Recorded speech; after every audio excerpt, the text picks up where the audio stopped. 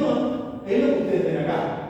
¿Sí? En el caso del poste sería esto, que se va a reconstruir en forma de un unioncito, donde yo voy a alojar después de la corona. ¿Sí? Y la parte interna, que es la que no se ve, sería lo que es el perno. ¿Sí? ¿Le quedó claro lo que es un perno unión? Esto lo único que sirve a mí para hacer un anclaje sobre lo que después voy a rehabilitar al paciente. ¿Acá termina la rehabilitación? No. La rehabilitación falta la parte de la corona. Entonces, cada vez que ustedes ven que un diente está endodonciado, el paciente, aunque el tratamiento de conducto se realizó, piensen que normalmente va acompañado de una rehabilitación de este tipo.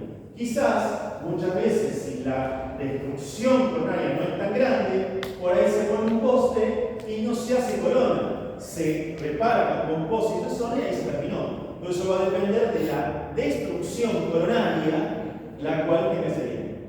¿Sí?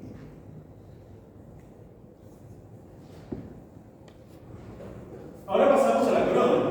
La corona lo diferenciamos de la incrustación porque la realidad es que la corona protege al remanente dentario, mientras que la incrustación no protege al remanente dentario. El remanente dentario tiene que proteger la incrustación. ¿Se acuerdan que hemos hablado de la diferencia entre uno y otro? Es justamente esa, la corona.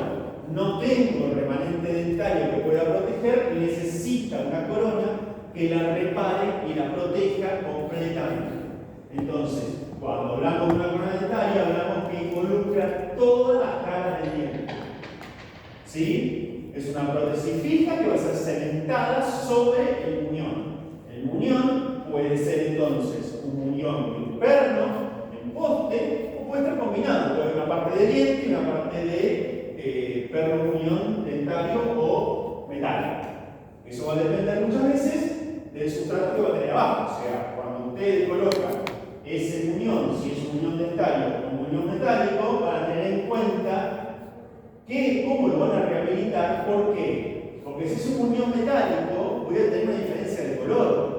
¿Sí? Si ustedes hacen una corona de porcelana pura, por ejemplo, las coronas de porcelana pura de silicato tienen cierta translucidez. ¿Sí? Son porcelanas que son más estéticas que una de circonio, por ejemplo. Cuando hablamos de circonio, hablamos de un material el cual no es translúcido. Por lo tanto, todo lo que está debajo, todo el sustrato sobre el que yo voy a colocar la corona, no se va a ver. Si yo tengo un muñón que es completamente gris o negro, inclusive cuando está muy oxidado, ¿sí? Por producto de que está contaminado con la boca, lo que voy a tener es que tener en cuenta que ese sustrato se puede transparentar. Normalmente, cuando hablamos de coronas de porcelana, de cerámica, tenemos tres tipos: las feldespáticas, la de silicato y la de circonio. ¿Sí? Cuando hablamos de feldespáticas, por lo general la feldespática por sí sola, como pura, no existe. Siempre va a tener una parte interna que va a ser la metálica, que son como estas, que son las coronas, se llaman metálicas, que tienen un núcleo metálico y la feldespática arriba. ¿Saben por qué no pongo una feldespática sola? ¿Por qué no uso un feldespato solo en la corona pura? Porque no resiste. Exactamente, porque se fractura. La cerámica es un vidrio, ¿sí? Y sucede lo mismo que cuando yo pongo un vidrio en una mesa. Si yo pongo un vidrio sobre una mesa y lo puedo asentar perfectamente, yo puedo caminar encima de la mesa que no pasa nada, no se va a romper. En cambio, si le pongo una piedra debajo y yo voy a caminar sobre ese vidrio, se va a fracturar porque no está sentada como corresponde.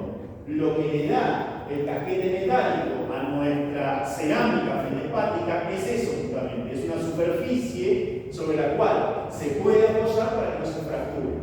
La feldespática es la cerámica más estética, ¿por qué? Porque es la más translúcida, es donde me permite a mí tener una gran translucidez y semejarse mucho a lo que es el esmalte dental.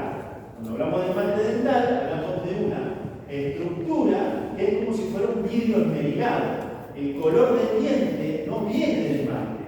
Cuando todo el mundo dice, yo voy a hacer un blanqueamiento, lo que estoy haciendo es limpiar los poros del esmalte. Pero no estoy dando un color, porque el color está determinado por el centro del diente.